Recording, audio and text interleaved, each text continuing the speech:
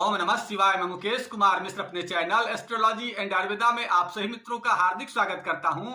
और आज आप सभी मित्रों के समझ जो हम टॉपिक लेकर के आए उस टॉपिक का नाम है अपने स्किन इन्फेक्शन को कैसे खत्म करें। जैसा कि अपने समाज में आजकल देखते हैं कि बहुत सारे लोग दाद, खाज, खुजली, पिंपल्स, सोराइसिस इस प्रकार के अनेक स्किन से संबंधित रोगों से परेशान रहते हैं, जिसके निवारण में बहुत सारे पैसे को भी खर्च कर देते हैं, लेकिन लास्टली उसका रिजल्ट क्या होता है कि फिर से वो रोग परेशान कर देता है। अतः हम आज आप लोगों को कुछ ऐसे कारण बताएंगे जिसके कारण यह रोग होता है और उसका निवारण क्या हो सकता है। इन तमाम विषयों की जानकारी देंगे, साथ ही साथ यह भी जानकारी देंगे कि किन ग्रहों से इसका संबंध होता है और किन ग्रहों को ठीक करके स्किन से संबंधित रोगों को ठीक किया जा सकता है। तो अब यह बात करते हैं कि सबसे पहला इसका मुख्य कारण क्या है। हमारे समझ से इसका मुख्य कारण जब आपके शरीर का मल बाहर नहीं निकल पाता, अंदर में जब वो रहता है तो बाहर निकलने की कोशिश करता है, इसी को स्किन इन्फेक्शन का रूप दिया जा सकता है। अब इसके मुख्य कारण क्या क्या होते हैं इसकी चर्चा करते हैं। इसका मुख्य कारण मेरे समझ से गलत दिनचर्या होता है, साथ साथ क्या होता है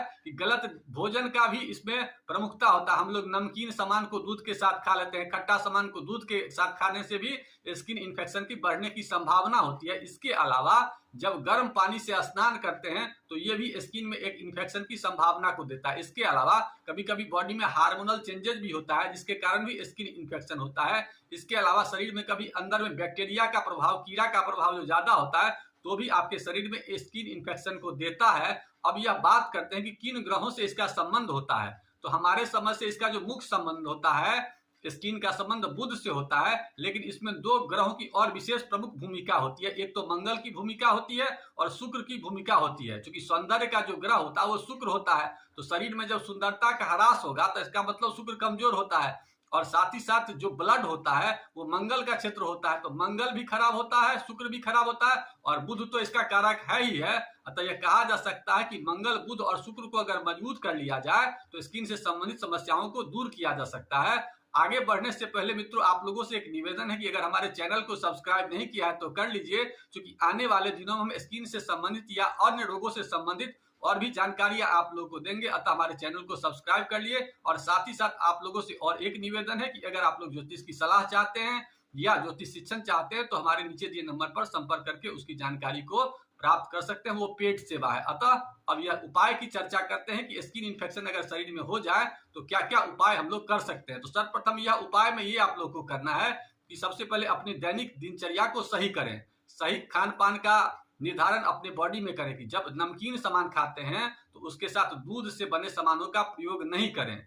चाय जैसे पीते हैं तो उसके साथ नमकीन बिस्कुट का नहीं खाएं। इसी प्रकार से भोजन में जब सब्जी रोटी खाते हैं तो उसके 1 घंटा 1.5 घंटा के बाद तक दूध का प्रयोग नहीं करें। इसका मुख्य रूप से आप लोग ध्यान दें। इसके अलावा अपने भोजन में ऐसे पदार्थों का प्रयोग करें जो जलीय हो, जल ज्यादा हो, वैसा सामान जो पानी ज्यादा रखता है, जैसे कि रसीला फल होता है, रसीला सब्जी होता है। रसीला फल मुख्यतः जैसे होता है नारंगी होता है, लेकिन नारंगी अगर खाते हैं तो उसके साथ खट्टा सामान हो गया तो इसके साथ दूध या दूध से बने सामानों का प्रयोग 1 घंटा तक नहीं करेंगे, इसका विशेष ध्यान रखना है। इसके अलावा वैसा सामान जिसमें पानी ज्यादा होता है, जैसे तरबूज होता है, तरबूज में पानी बहुत ज्यादा है, तरबूज का प्रयोग कर सकते हैं। ऐसे ही सामान का प्रयोग अपने भोजन में बढ़ाइए। इसके अलावा ये ध्यान रखना है कि अगर स्किन इन्फेक्शन हो गया तो हम लोग को क्या क्या सावधानी और रखनी है। तो सबसे पहले गर्म पानी से स्नान नहीं करना, इसका भी ध्यान रखना है।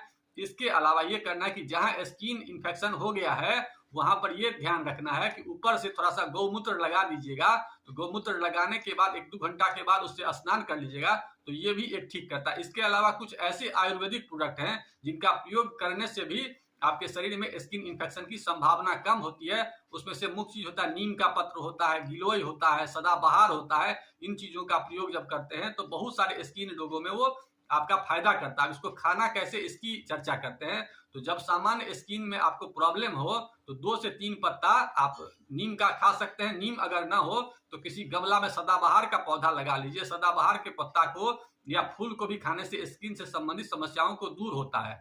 और अगर शरीर में बहुत ज्यादा इन्फेक्शन हो स्किन का तो तत्काल उपाय में आप लोग नारियल तेल उस पर लगा सकते हैं, और नारियल तेल के साथ अगर कपूर मिला दीजिए तो बहुत सारे स्किन इन्फेक्शन को भी ठीक करता है।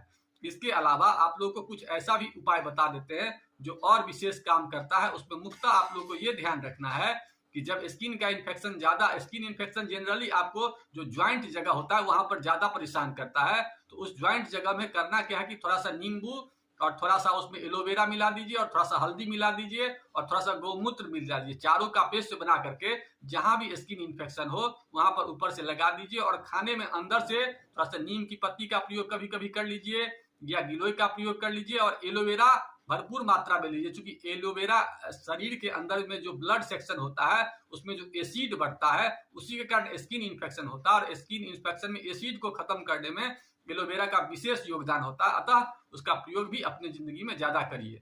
विशेष कोई जानकारी है तो कमेंट बॉक्स में दीजिए, उसको हम हर संभव प्रयास करेंगे, आपका जो भी समस्या है उसको हम सॉल्व करने की कोशिश करेंगे। इन्हीं विषयों के साथ आज के एपिसोड को यही समाप्त करते हैं। आप लोगों को पोस्ट कैसा लगा, पोस्ट में क्या सुधार की जरूरत है, आप लोगों के मन में किसी प्रकार की कोई शंका हो तो उसे कमेंट में लिखें और अगर पोस्ट अच्छा लगा तो लाइक के माध्यम से अपने मित्रों को भी प्रेषित करने का प्रयास कीजिए। इसी बातों के साथ आज के पोस्ट को यही समाप्त करते हैं। ओम नमः शिवाय।